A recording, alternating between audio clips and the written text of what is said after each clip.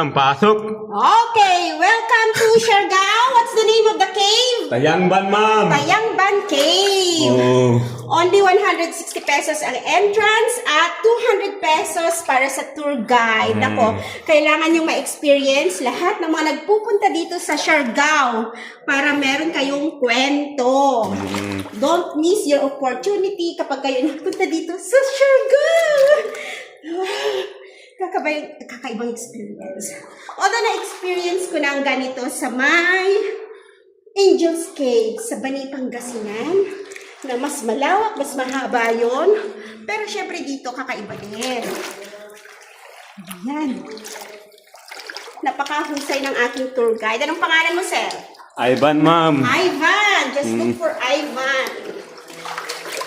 Nandaan lang ba nandiyan, ma'am, ha? Mababaw siya. O, mababaw. Hindi ako nalulunod. Although, marunong akong lumangoy. Ito yung mga rock formation, ma'am. Stalactite. Yan yung galing sa tubig na minerals. Yan yung mga bawal natin hawakan, ma'am. Ayan. Kasi nakakabaog, ma'am. Ay, nakakabaog. So, nahawakan mo na ba? Oo, ma'am. So, baog ka na ngayon. Wag daw hawakan. Dahil nakakabaog yung mga tawag doon? Stalactite, ma'am. Stalactites.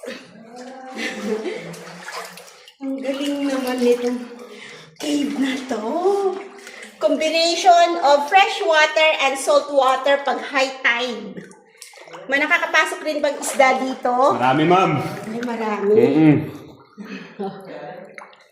Ang galing naman nang nakadiscover. Siguro, na-discover nung panahon ng gera.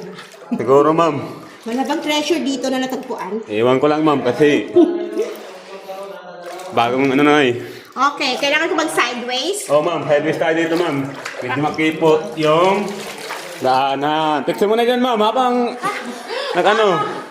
Sige, 1, 2, 3. 1, 2, 3, Raul Baog.